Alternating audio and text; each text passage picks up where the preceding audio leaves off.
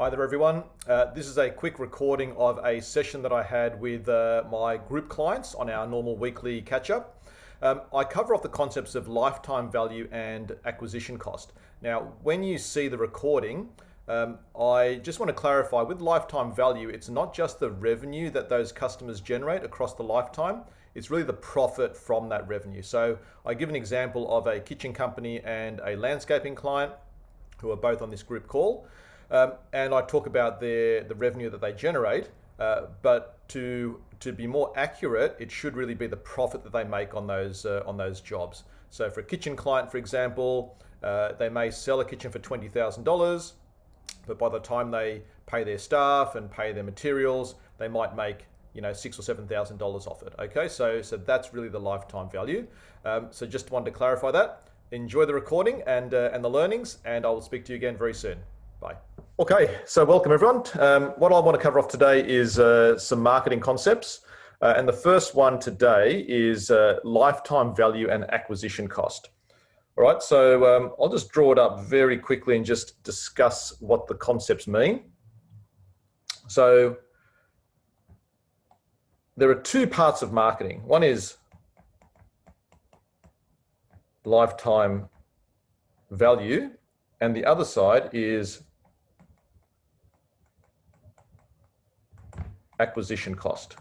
Okay, so I know a few of you on the call are already across these concepts. We've been working together for a while. So lifetime value is really the value of a customer over the lifetime they are with you. All right, so let's say now we've got Keith on the call, who is we've got Keith and Nick, who are kitchen and landscape guys, and a lifetime value for you is, generally speaking, a one-off transaction. Now, you might get some referrals down the track with those customers, but generally speaking, someone might spend 20 grand on a kitchen, or 50 grand on a landscaping job, and it's going to take them a while to either come back and do another one, or to start referring others. Okay, so for you guys, it's fairly easy to work out your lifetime value. You can more or less say it's just that one job. Now, we also have on the call today Tanya as an example, who runs a bookkeeping business. Now, so that's very different. So when Tanya brings on a new client, she might charge them $1,000 a month, and they might be with her for 5 years, 10 years. Okay, so let's say Tanya's clients stay with her on average for 5 years.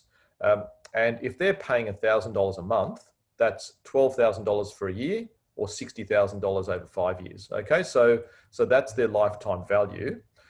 Plus, if let's say that each of those, 1 in 10 of those clients refers another client, then you get another 10% of 60 grand. So it could be 66 grand. Okay, so that's how you work out lifetime value.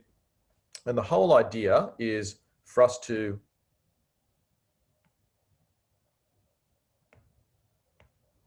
not sure what's happening there. Here we go. So the whole idea is for us to increase lifetime value. All right, so how do we grow lifetime value? So that is by encouraging referrals, for example, by getting them to come back for additional services. Now, I know with landscaping and kitchens, it could be tricky, but there could be upgrades for them down the track. With landscaping, they might start with a small job, and then you keep in touch, and they start doing, they've got their backyard done, now they want their front yard done. But I think for you guys who've got more or less one-off jobs, it is about referrals and trying to get that from your existing customers. And therefore, that increases the lifetime value of a customer if you can put in place a referral program. With Tanya, it could be referrals as well, but there could be additional services that you offer. So with bookkeeping, you obviously do the monthly accounts. There could be some additional services for monthly or quarterly reviews of their financials and do some additional value add work. There could be some additional services if you start offering other services such as admin services. So there are ways to grow lifetime value by through a range of strategies. So, and now I don't want to cover off all those strategies, I might go through that in a different meeting. The other side of the coin, of the marketing coin, is acquisition cost. So this is working out how much it costs you to buy a customer. Now, I know Keith's doing marketing at the moment with Nicole, and Nick and Lauren are doing some marketing with Sam on AdWords.